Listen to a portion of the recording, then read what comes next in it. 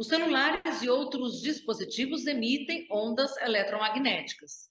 Muitos acreditam que o aparelho esquenta. Na realidade, esse aquecimento não é devido a essa emissão, a essas ondas, e sim a dissipação da energia que ocorre da bateria quando o aparelho está em uso. Muitos também acreditam que seja por isso que quando a gente está muito tempo com o celular, a nossa mão fica dormente. E aí, isso é um desconforto que também não envolve as ondas, e sim a compressão de nervos. Há uma interação física e real entre a onda e a pessoa, é claro, assim como entre o uso do aparelho e a pessoa. No entanto, é muito comum a gente associar isso com possíveis questões de saúde.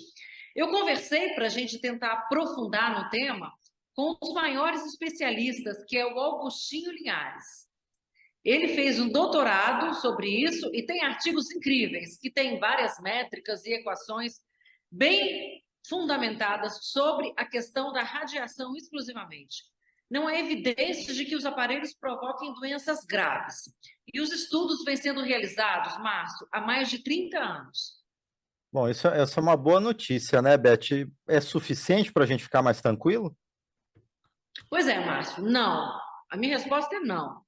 A ciência não foi feita para descartar problemas, mas sim para encontrar uma prova do problema. Qual que é a diferença disso? É que os estudos nunca vão te dizer que nunca vão atestar que isso não produz resultados nocivos. E sim, eles podem atestar que não dá para ter uma resposta definitiva. Em outras palavras, não encontrar o problema não quer dizer que ele não existe.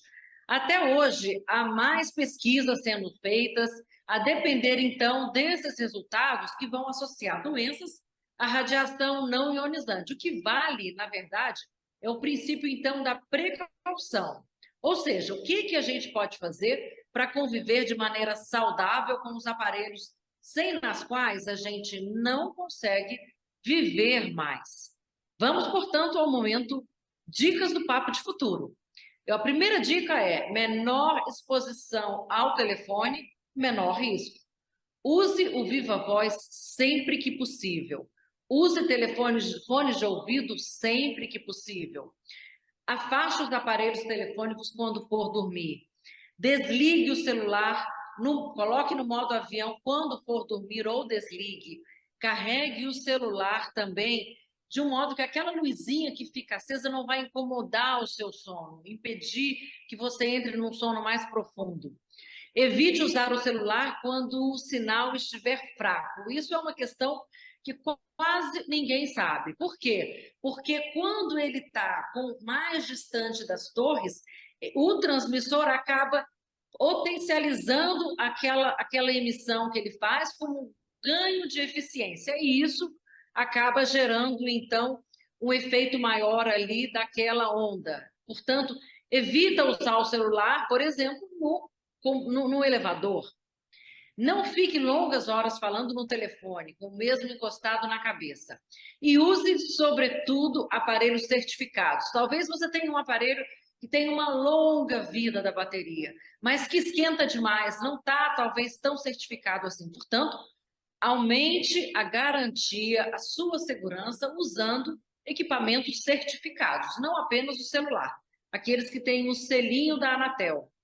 Muita gente não sabe que os aparelhos móveis também têm antenas, elas ficam em geral na parte superior.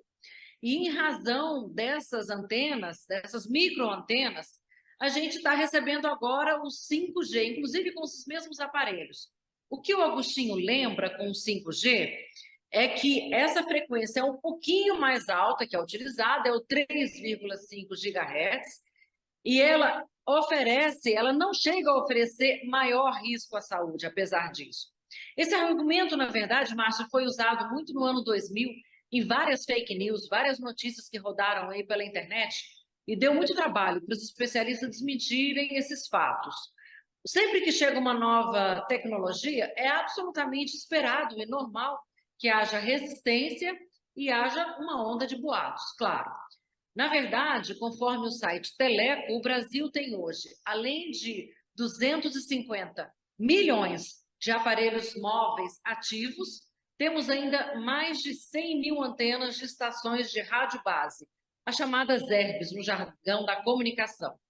Essas antenas, elas produzem um efeito guarda-chuva. Agora, falando do outro ponto que a gente também, que cria muito mito, muita fantasia, ou seja, ela cria um tipo de transmissão que vai na horizontal e não na vertical, e faz com que a exposição máxima à radiação varie entre 50 metros a 200 metros exatamente da onde está a antena.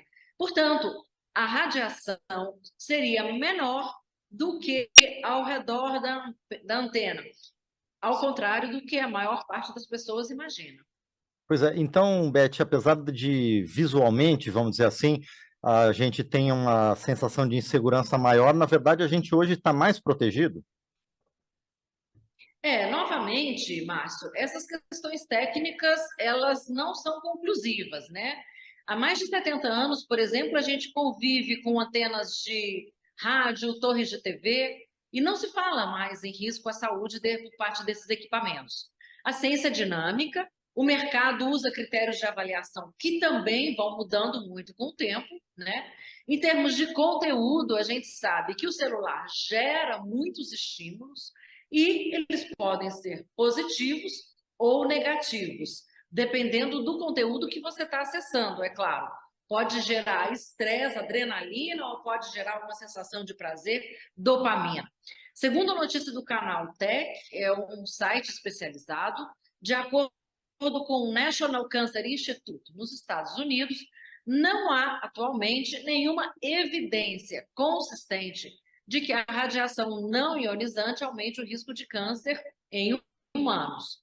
Mas isso implica dizer que todos os equipamentos, dos maiores aos menores, e aqui é o ponto onde eu queria chegar, têm que obedecer às normas técnicas, têm que estar dentro dos limites de exposição recomendados pela Organização Mundial de Saúde.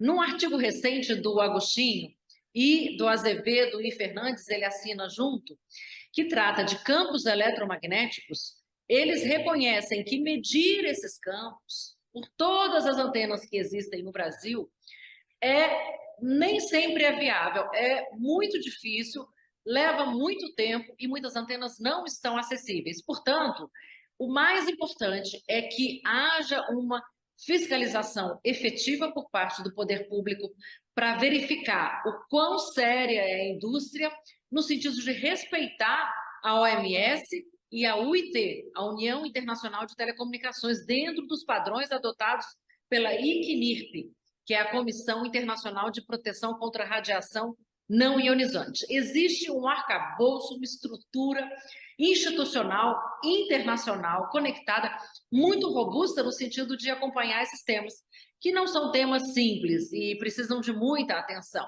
Agora, existe, é claro, um ímpeto muito grande da indústria para que ela cresça cada vez mais, a indústria móvel.